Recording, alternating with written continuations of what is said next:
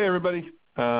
Welcome. Thank you guys for taking the time to participate in our next session for our webinar series. We've got the whole gang here. We've got Sydney Herndon, we've got Maria Lorenzo, and Dr. Adam Bauserman, and myself.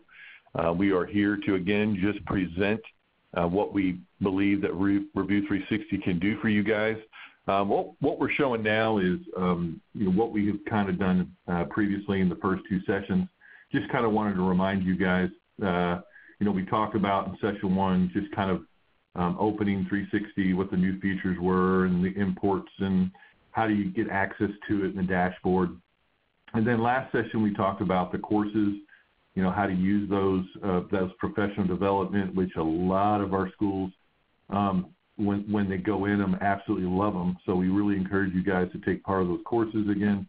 And then, of course, the universal screeners, we talked about really strategically how to use those. And then we ended with the incident reporting, the incident management, and how that can make your database decisions a lot easier.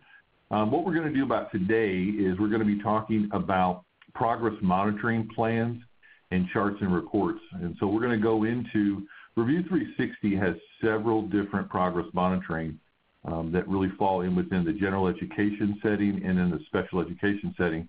We're really just going to talk about two gen eds, and then we're going to talk about a special ed plan with our new accommodation feature that we're going to talk about. And then we'll talk a little bit about the charts and reports and how you guys can use that, again, to populate, identify the tier levels of need, and so on and so forth. So obviously we want to do a post-haste webinar and avoid any delays, so we'll go ahead and get into it.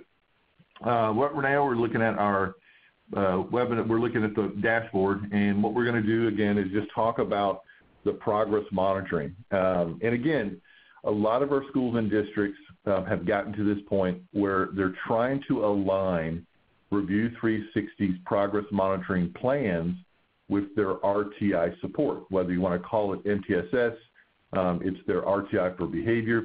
How do we support students at the Tier 2 level, where they're really looking at a kind of a Tier 2, they need extra support.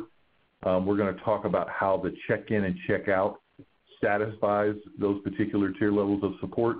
And then we're going to talk about a Tier 3, which I'll show you guys, again, looking at what we call the student support team plan. It's not always assumed that everybody on the call, these sessions, that you have all these features, but we thought it's advantageous to understand kind of how all this kind of pulls together. The progress monitoring plans, again, are really serve the purpose of trying to support our Tier 2 and our Tier 3 kids. And then again, I'm going to kind of switch it over to Sydney when we talk about the BTP, the behavior tracking plan, and the accommodations. So let's look at the check and check out. And again, Tier 2, I want to support students at kind of a generic targeted level. And so in 360, again, the Spotlight widget will highlight those kids on the Tier 2. You'll see the check-in, check-out, and the Tier 3. And then what we want to do is we're simply, again, going to click the icons. That's how we get to those score page, those monitoring pages. And as I do that, what we're going to be looking at is here are a couple of students that are on the check-in and check-out. And remember, check-in and check-out is really driven by student, whereas the SST is driven by teacher. So again, we've got to teach the students that within 360, and what some of my teachers do that I work with is they'll pull the student to the desk, or they'll even pull out their smartphone, the teacher, and they'll just pull up this quickly, and they'll have David or Arnold start the conversation about what went on that particular period. And you'll notice the period sections up here, 1, 2, 3, 4, 5, 6, 7, 8. And again, that's really about how often do we think this student at the Tier 2 level needs to do some check-in and check-out. It does not have to be 8. You can simply come over here to the right with the cogwheel, and you can actually just delete the periods that you don't want to do check-in, check-out, because David really only needs 4 check-in and check-outs. So it gives you that latitude to be able to do that quickly. What you'll also notice as a reminder is you'll notice this control myself, do my work, use proper tone. Those are the school-wide expectations that the administrators at the school level or district level are configuring. And again, the whole premise and rationale is that we want David, again, to assume these common expectations. And so we're going to put those on this particular plan so that we can actually, again, monitor his progress towards his competency of those particular common expectations. Now, the caveat to this is that these are meant to be common behavioral expectations. These are customizable. You guys can put whatever you want. You don't have to use these 3. But what you're only going to do is you're only going to come up with 3, 4, or 5 common expectations for all kids. You're not going to be able to customize these expectations for each individual kid, nor do we want to, because this is a Tier 2 student. When you ask yourself, Doug, I think they probably need more individual expectations, that's where you're going to move to the Tier 3, the Student Support Team Plan, the SST. So just know that when we're looking at the check-in, check-out, these expectations should be driven by the common expectations at the school, if you're doing 360 at the school level or at the district level. And again, these particular values, 0, 1, 2, again, we're just trying to assess some kind of value on whether David, was able to demonstrate these particular expectations. And it should be quick. These are designed, again, to allow a quick conversation between the teacher and the student and allow them to have a quick value scorecard so that we can determine the progress down the road. And then as you guys start to do that, then you'll have access to all the daily reports. Again, that gives you a quick snapshot of what went on today, which is, again, just driven by those expectations. We even add the goal line so you can quickly do a quick highlight snapshot to determine if David met those expectations that we set the goal at, and so on and so forth. And that goal, again, is going to be set by the district. Do we want all kids to do 70%, 80%, 90%, and so on? So again, the reporting is the same thing about, we've got a lot of our progress monitoring plans that have summer reports so that, again, I can actually do some kind of date range, whether it's 2 weeks, 3 weeks, 4 weeks, so the system will aggregate those scores and, again, give you a summary picture of how David is moving towards his progress, his student progress, okay? And, again, it's quick. We want to be able to have these quick snapshots for this Tier 2 so that, again, it's helpful. So I'm going to pause there, and I'm going to defer to my 3 colleagues. Do you guys want to add anything to the check-in and check-out? Yeah, what I'd add to check-in, Doug, is that I have a lot of districts, and I've worked with a lot of districts in assisting them, and this is a self-reporting concept as well. These are middle school kids that may be checking in 4 times a day or 3 times a day, and they come to a mentor, they check in, tell them how it's going, and then they collect it. And so, because they're not always with that kid specifically, so it could be used as a self-reporting tool for kids who are working under this plan. That's good. Yeah, that's a good point. Anything, Sydney, Maria? You guys okay? Yeah, I think, what you've shown, and then, we do still have those autofill features so that, if you are collecting the data, on a piece of paper, or if you're, collecting the data for multiple students, just as Doug's showing you there, you can very, very quickly fill in the information for each of the kids that you're working with. Yeah, that's a good tip. Cool. So again, let's identify, and remember that we can identify these Tier 2 kiddos through the universal screener. The kids that come out are coded at that elevated risk, which we manifest as a yellow, is we could actually apply this and put them on the Tier 2 check-in, check-out. The other one is, again, the SST plan. And what I want to do is that, let me show you what the SST plan is and then show how there's 2 ways to get there. So the SST is a little different. So, again, I'm just going to click that little green icon to go to the tracking. And then, of course, you'll notice that it's a little bit more in-depth. It really talks about, and again, when we look at sessions, we're talking about days scored. It's going to give us a running total of the percentage of goals met, how often they're meeting their goals, whether that's set at 60, 70, 80, 90%.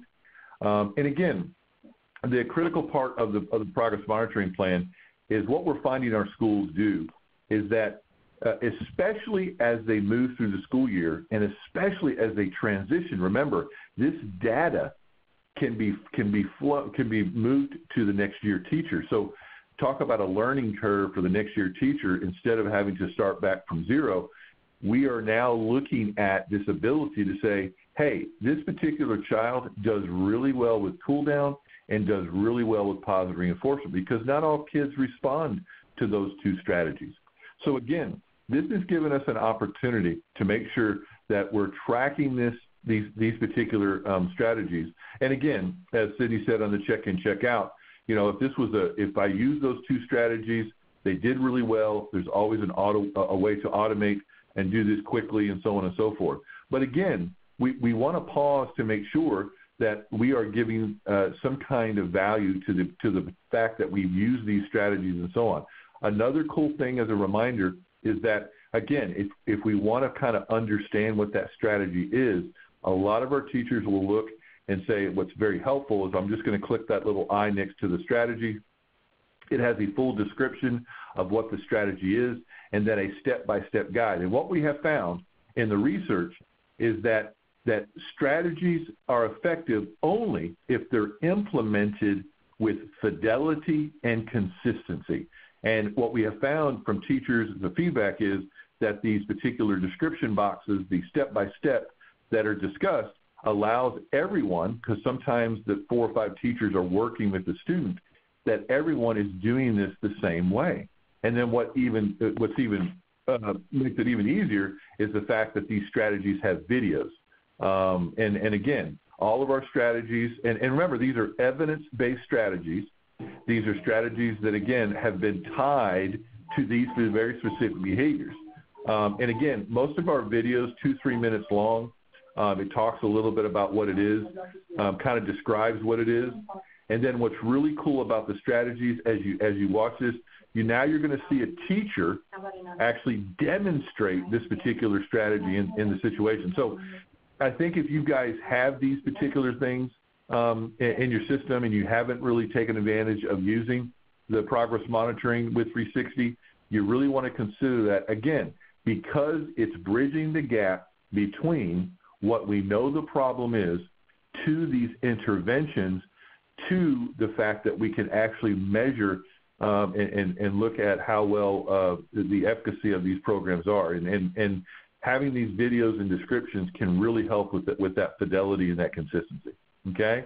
So just remember that as you go to when you're talking about, trying to generate these strategies that we can actually look and demonstrate.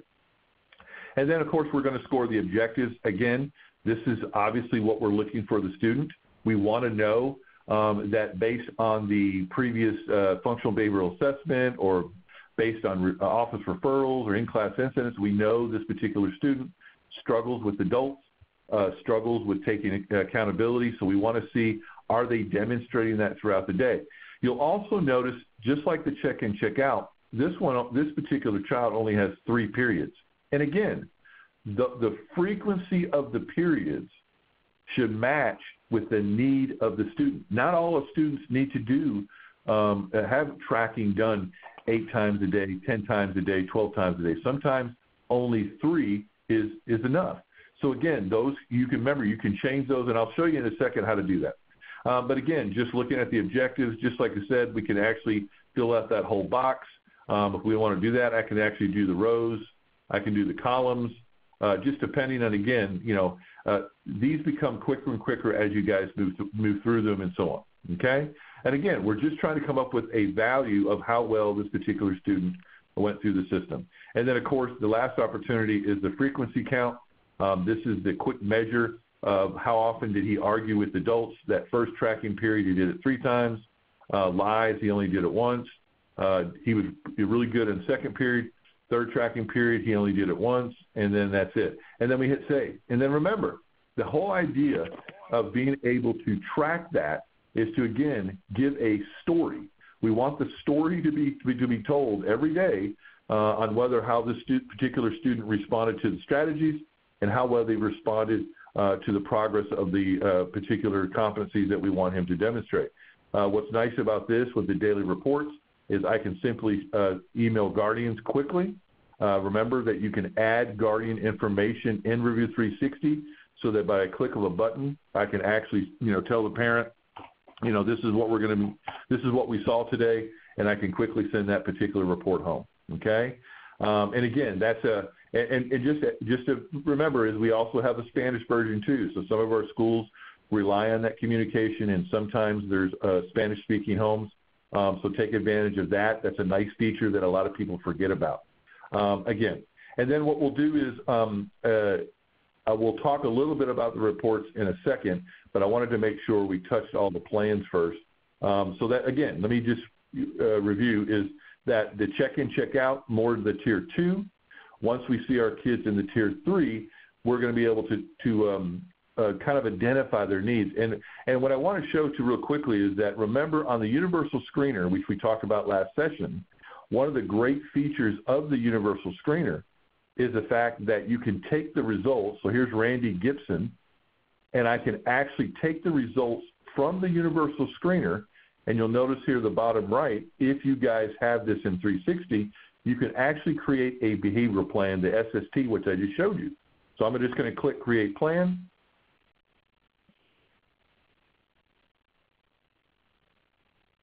See if it comes up.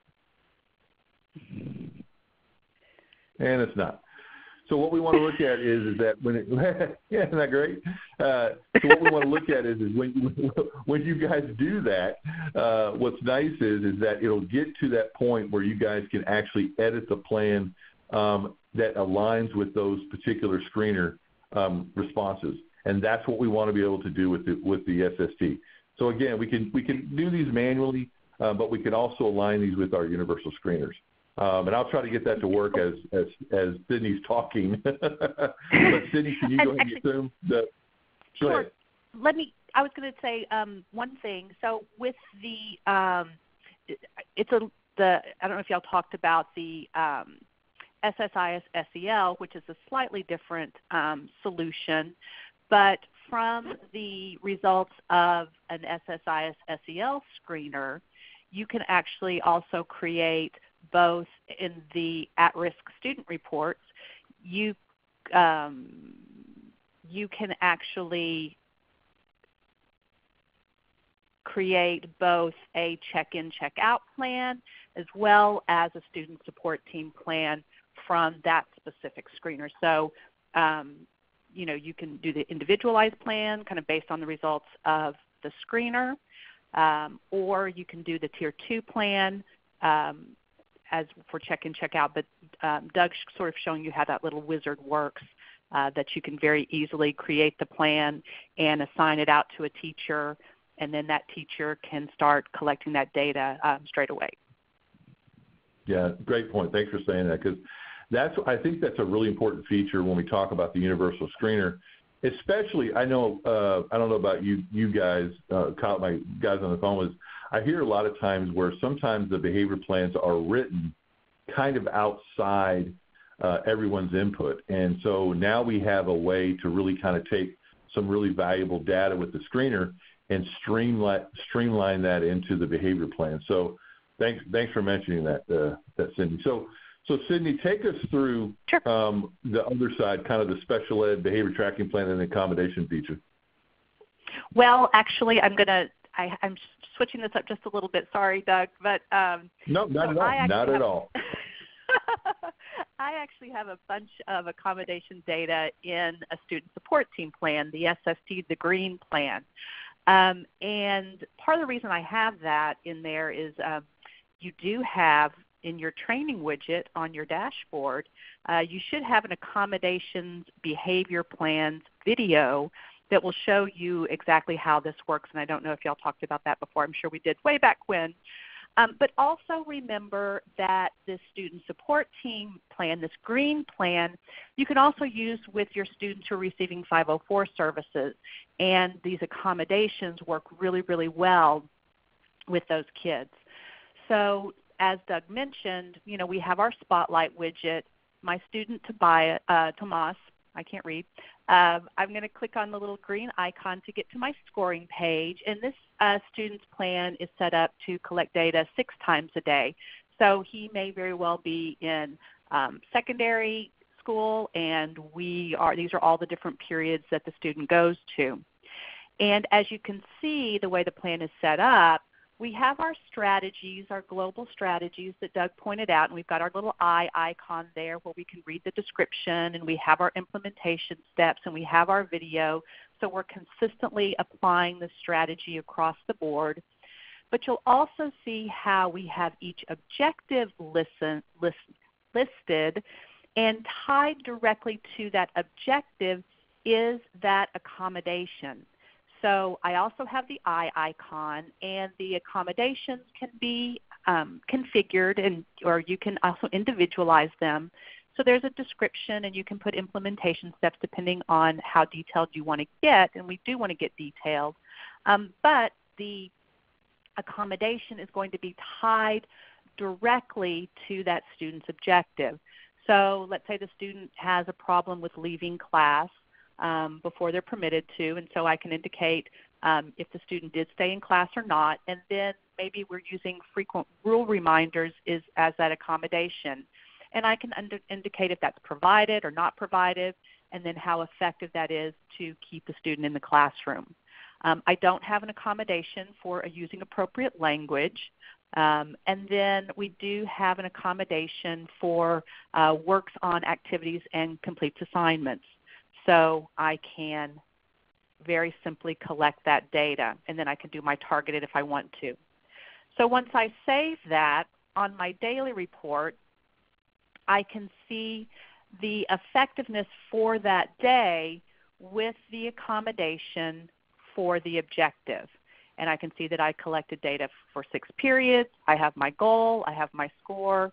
And then I've got that accommodation. And then we can also look at our charts. And I know I'm kind of going a little bit ahead of what we're going to talk about. Sorry. But I can see, my total points, my targeted, my objectives, and each objective is going to be listed independently. And we can look at the data by period. So we can say why, is the student having problem at second period working on the correct assignment.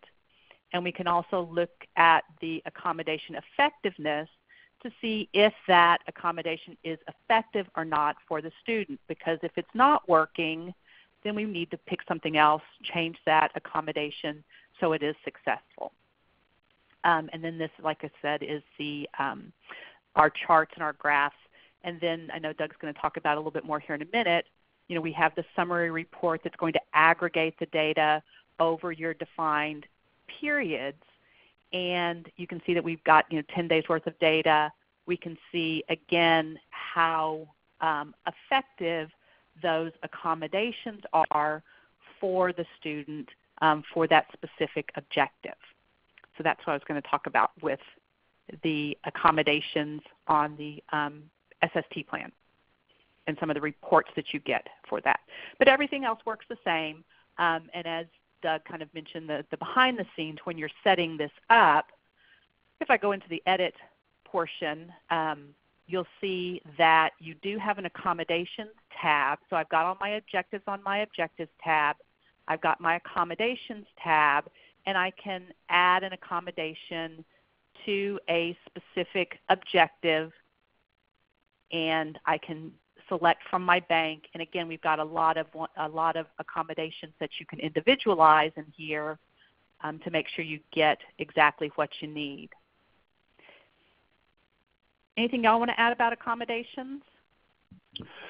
No, that's really good. I think what's interesting is what we're seeing, how it's playing out in the field is, you've got these accommodations that are usually with students with special ed plans, but we're obviously seeing a lot of the 504 students who obviously we have to track those accommodations as well. So again, I would encourage you guys on the call when you're looking at this is to not just be limited into what kinds of tracking accommodations we can do with our students with special ed, but consider the idea of looking at a way to represent our 504 plans and attract those accommodations as well. Were you going to say something, Maria? I was just going to say that we are getting some questions about how to change those settings. You know, if we want to change the number of periods or the number of objectives.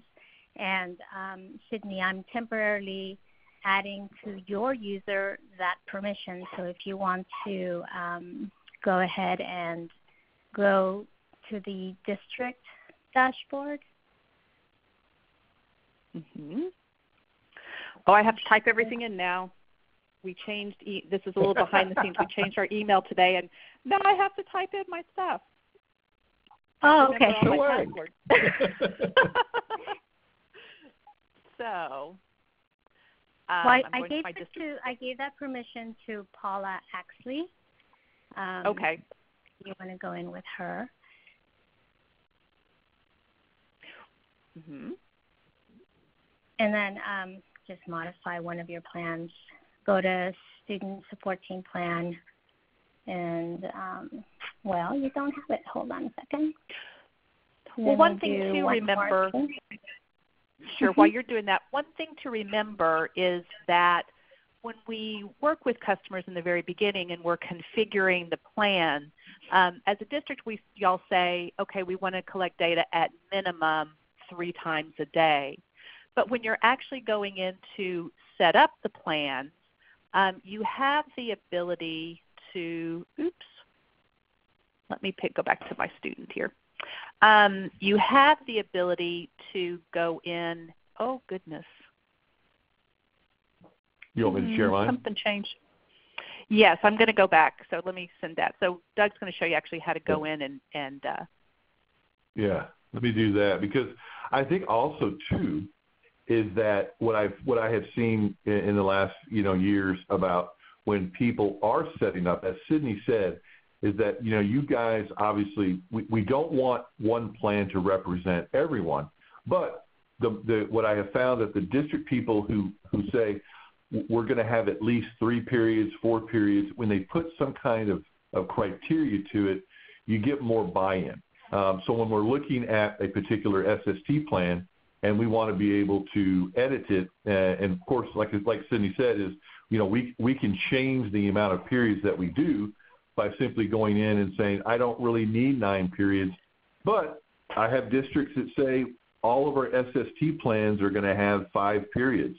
So it's a choice to kind of standardize it, but if we're talking about individual students with individual needs, having the flexibility to be able to say, I really don't need to track them 8 periods, I can only track them 3. So for those questions about how to do that, you remember, anytime you want to change some kind of configuration or make some edits, all you have to do is click in the student's name. So if you're in the Spotlight, just click in the student's name. It'll take you to their personal dashboard. This is showing that they have an SST plan. I simply go to the right and click the edit. I'm going to actually change the periods by clicking the plan button and coming over here and changing it to 5 periods.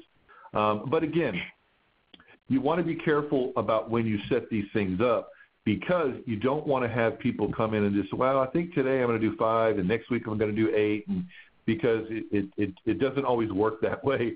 So we really encourage the team to have conversations about what do we think it is, and then to leave it there for about 12 weeks to really capture the data for about 12 weeks to get a sense of how the student is responding to this particular plan. Sydney, Adam, Maria, anything to add to that before we go into reports? The only thing I would maybe add is if you scroll down just a little bit farther. So when the accommodations came out in the summer, we gave that to everybody. But you will need to go in, and again, on that plan setting page, and the video is going to show you how to do this, you can determine the rating scheme or how you want to rate the student accommodations and how you want to do that. And one thing I didn't show was the accommodations. There's an accommodation tip sheet, just like there's a strategy tip sheet. So once you do add accommodations to a student's plan, then you can print out this accommodation tip sheet and share it just like you would the strategy tip sheet. So again, it's allowing us to be consistent when we're working with everybody who's working with the student. They're on the same page using the same language. Awesome. Yeah, that's important too, and especially when you can pull these tip sheets and email those to your fellow colleagues. Again, trying to get everybody on the same page. Cool. And so then I think what we'll end with is this idea that if we can get to a point where we have identified a process that we've got our kids in these Tier 2, they're going to get check and check out, Tier 3, SST.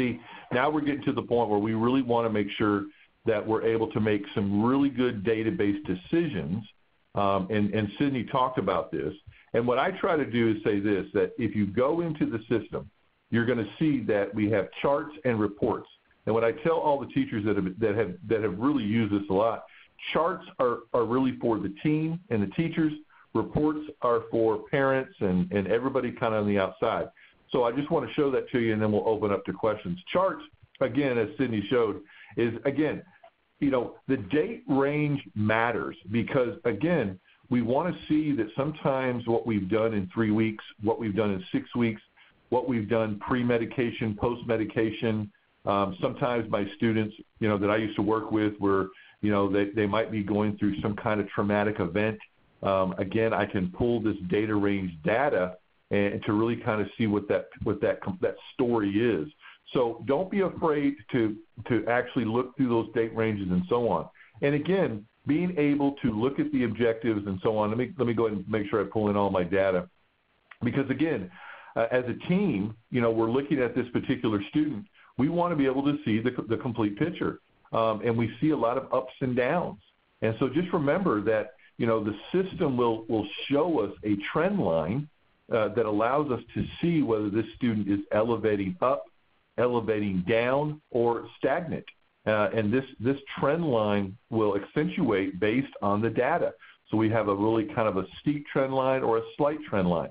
So the idea, again, as a team is, are we doing well with this particular student? Especially when it's emotional, teachers are frustrated, the child is still doing blank, whatever the behavior is. But yet, when we look at the overall story, it's telling us it's a positive trend. And same thing again about being able to disaggregate and differentiate between the particular ones. For this particular goal, he's trending down. So again, why is he trending down? And then again, like Sydney said, we can look at it by period, because we want to know that when we're going to provide extra support, we don't need to provide extra support all day. We just need to do that first period. Whatever this tracking hour is, maybe it's the first hour and a half, the first 2 hours. So this can really, really make your resources, if you're limited in resources, a lot more efficient when you can track down where we need to target that support. And then, of course, we can show the goal line and so on. So again, this tells us a lot about what we need to do. Especially, I love the strategy effectiveness. When we're looking at cool down, we're seeing a trend up. So again, I need to continue to use it. When I look at positive reinforcement, I get even a stronger trend up. So we definitely need to keep using these particular strategies. So again, a lot of times we work on our gut, but this is really the data that really tells us the story of what we need to do, whether we're going to keep doing it or whether we need to change it. And the second part of that is the reports. So what I love about reports is if you're going to go to some kind of formal meeting and you really need to present a very structured report, this is the best way to go. You click that report button. You're going to want to scroll down to the plan portfolio at the bottom here, and then we're going to actually go ahead and select what we want to do. If this is a student that is in special education, I might pull in an IEP. If you don't know what an IEP is, that's okay. It's a special ed term, individual education program. plan, and then what we can do is I'm not really going to do that.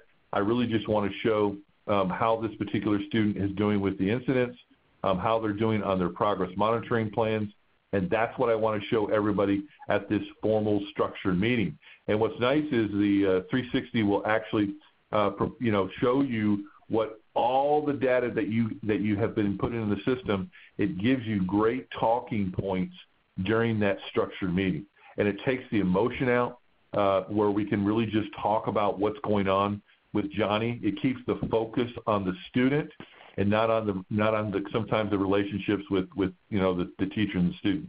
So a powerful piece of report that, again, a lot of our schools have been using for years, especially when you've got some contentious kinds of meetings where parents are like, what are you doing? And what kind of progress is my child making?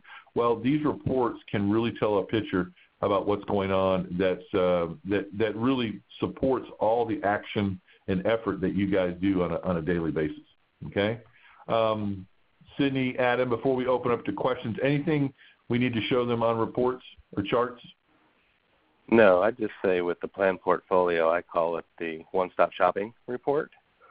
And what I have advised a lot of customers to do is to print that out and have that ready, or email. You can PDF it or print, and send it home if there are parents or there are other committee members coming to the meeting, so they can review it before they ever show up. It expedites the meeting. They can have questions already formulated. They're not seeing it for the first time. So you have that process. But I do call it the one-stop shopping or the Walmart report, because it has everything you want to put in there. And I don't know if you're going to talk a little bit about the improvement analysis report, because that is going to show, regression and recoupment after the student has not had access to services.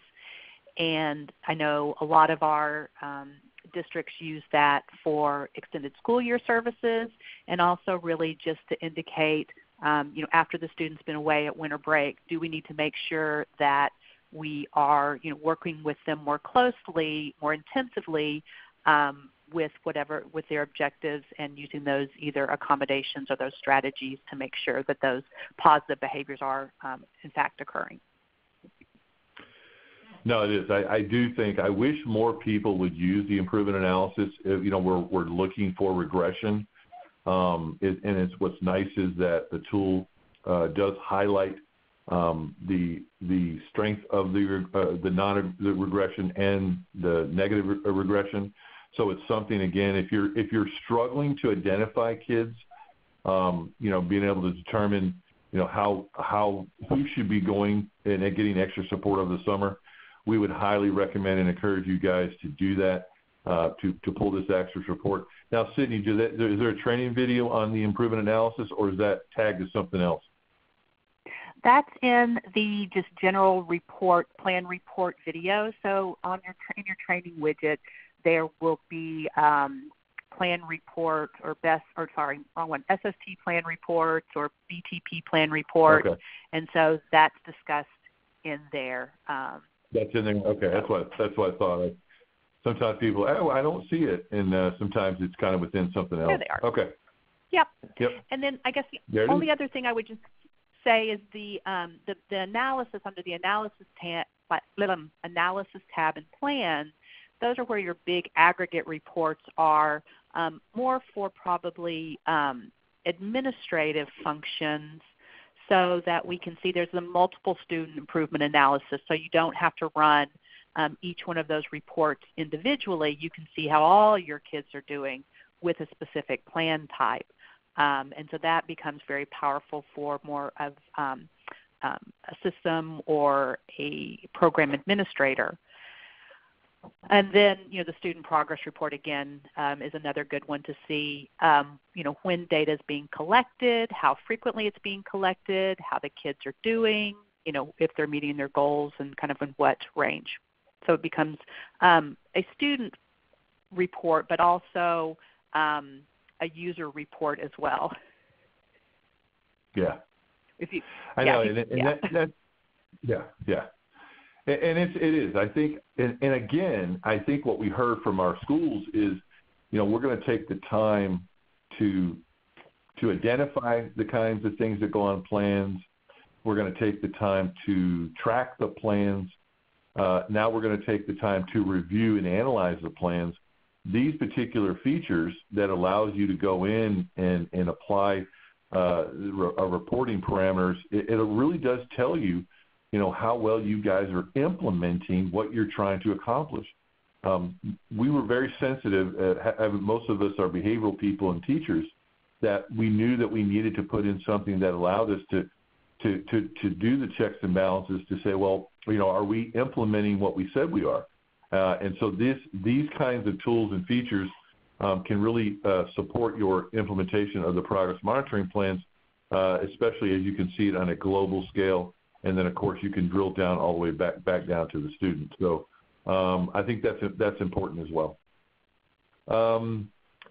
Anything else? We want to open up to questions because you guys always have really good questions, and we wanted to make sure we get that time. But, again, we wanted to highlight the big things. We don't want it to come across as training. So that's why we probably missed a couple things. But just know that we wanted to make sure that people on the call, if you're trying to get the progress monitoring going in the district, we really recommend, if you're not going to do the screener, at least identify the process of how you would use the Tier 2 and Tier 3, what your criteria are going to be and so on. And making sure that when you're actually going to say, hey, guys, we're going to use these plans, go ahead and set up when you're going to review these plans. Because that, again, will make a big difference if you just have a standardized, we're going to review these plans every 2 weeks, 3 weeks, 6 weeks, whatever it is. That will also be helpful in your implementation. All right, let's open up to questions. Hey, Doug. Doug, quick question. We have one question that is asking, how many periods would you recommend using for monitoring elementary students? I can take that one if you want, Doug. Yeah, go for it. Yeah, generally what I do, rule of thumb, the easiest and probably the most basic to put into play is 4 times a day. So you would look at arrival to mid-morning, mid-morning to lunch, lunch to mid-afternoon, mid-afternoon to dismissal. So you're getting 2 data points in the morning and 2 data points in the afternoon. Pretty simplistic way to do it. It also gives you 4 check periods to say, is there a difference between period 1 and period 3? That's generally what I tell my customers. Doug may address it a little bit differently, but that's my standard response for that. Well, and I think, I agree with that. I think what the error I have seen when consulting is that I see more the error of doing it too much. And I think what happens is that the adverse effect of too much is that teachers don't have the time to track 10 times a day, so therefore they're just clicking, or they're handwriting. I mean, whether you're using a hand or whether you're using a computer, is if it's not a good balance, you're not going to get good data.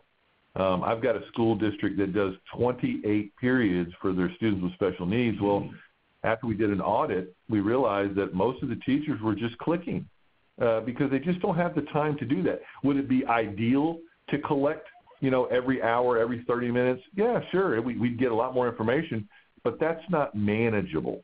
So we like the 4 periods. We like it because we know we can gather enough information to tell the story. Because that's what we want. We want if you're collecting 4 and you can't tell the story to the parent about the progress, then 4 is not enough. But 4 should be enough to be able to tell that story.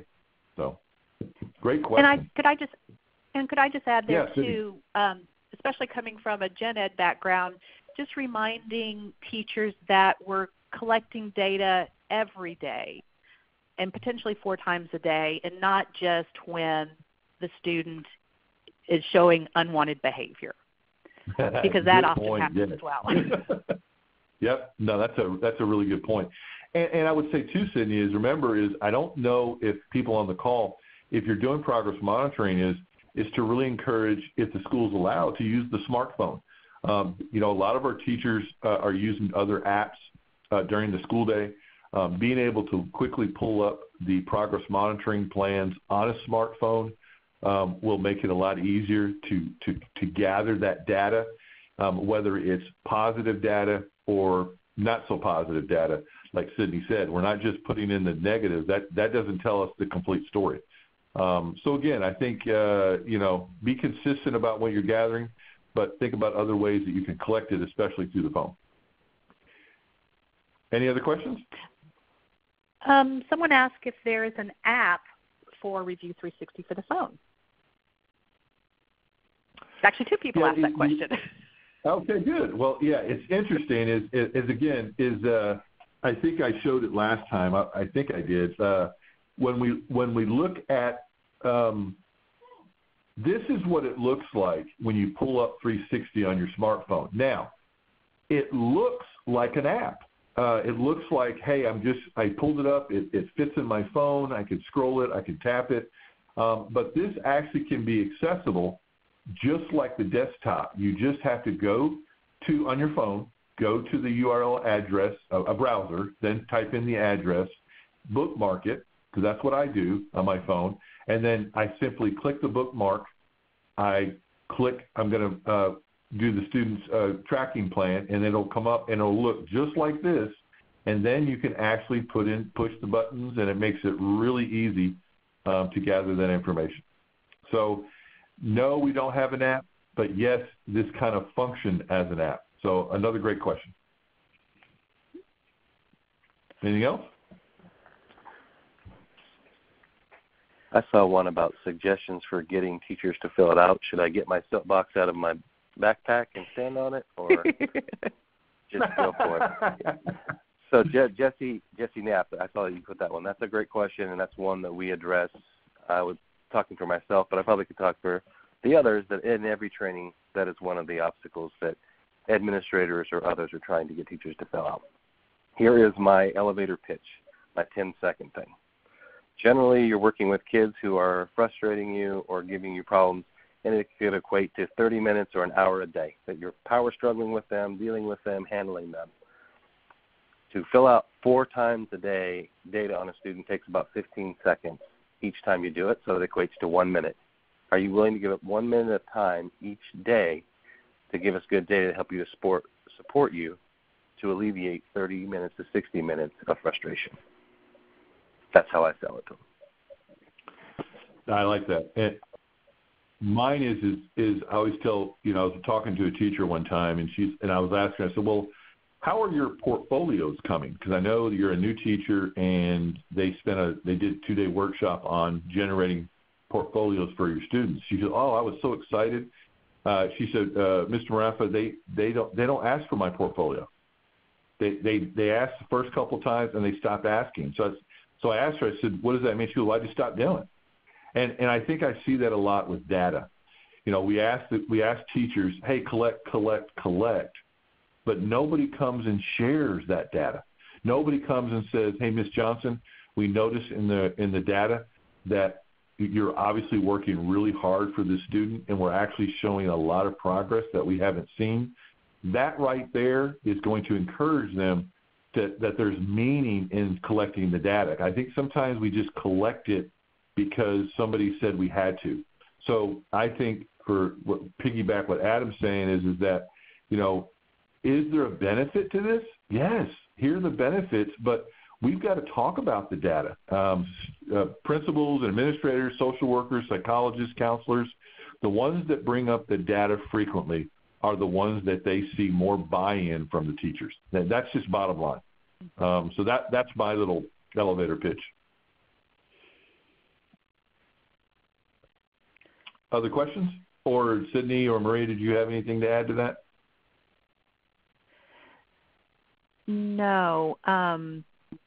No, I don't have anything to add. Okay. Other questions? There is another question, and it says someone is looking at their screen, and it says the period function, the edit period function is disabled for, I guess, one of the students that they're looking at. So one of the things I wanted to make sure that we make very clear, and Adam kind of put this in the chat to us so we don't forget about it, is if data, just like Doug is showing right now, if data has been collected, so this student has 19 days worth of data, then you cannot go in and change the number of periods. That's sort of locked for the duration that this plan is kind of actively being used.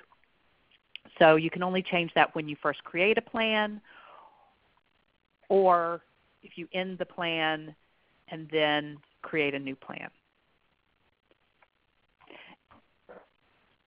Yeah, that's There's cool. another. Yeah. And I will say this is because we get those questions a lot. And I will say this, we are going to talk in depth about ending plans, continuing plans at our last session.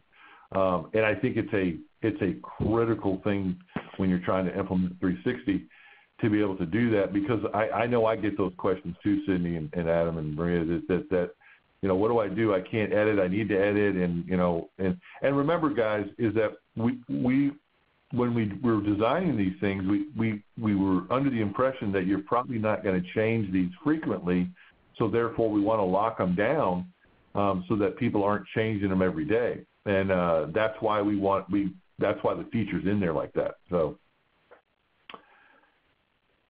anything else? There's a good question in here. Go ahead, it says, I'm a special education teacher, but is it possible for my gen ed teachers to submit their data themselves as well as I submit my data? I mean, I can take that and Doug can show you, because he's on the perfect spot. As you're building the plan, whomever you want to help you collect data in real time. So they would have the Spotlight feature, they would have the plan on their dashboard. You add them when you go into creating a plan. You just go to teachers, you go find somebody. Doug's looking that Jennifer needs to help me. I hit add teacher, and then I hit save. The next time that Miss Jennifer comes onto her dashboard, Chris's plan is sitting there waiting for them. So you can give them direct access to go on there and help you as you're doing it. That is the perfect scenario. But if you really had to say, hey, we're going to have a kid travel with paper, which schools have done for years, you can always do that too, and then do the data entry later. But perfect scenario, yes, you can add them in real time, and they can help you because this kid is out and about maybe 3 periods a day, and he's back in maybe a special ed environment 3 periods of the day. Both sets of teachers have access and can help you collect the data, and that's the hardest part. And that kind of goes back to the earlier question of how do I get them to do it. But I'm going to throw a little bit of a caveat here, is that you have to be very, very clear amongst the teachers who are sharing this plan to know that Sydney's going to collect data period 1, and Doug's going to collect data period 2, and Maria's going to collect data period 3, and so forth and so on, because you can override what each other have put in. So there just has to be very, very clear conversations within the team who are working with that student. Yeah, that's a good point. I hear that a lot. Not a lot, but I hear that from districts about, a teacher went in, put in information, now it's gone, and they realize somebody else went in and overrode their particular information. That would be me, but I would do it on purpose. What I'm showing you, Adam was talking, and sometimes it's a permission issue. So we'll end with this one, is that everybody, we have what's called a feature where we can add or take away permissions for every user, and these are the permissions that most administrators at the district, only a few people have these types of permissions that can add and take away certain things for a user to be able to do. So sometimes when you're looking at student plans, some people don't have the ability to create plans. And again, if they don't and they need that permission, then someone needs to coordinate with the coordinator to make sure they have those permissions. So just know if you're on the call and there's some staff that are just continually saying, I can't, create plans or I can't score plans, it might be a permission issue.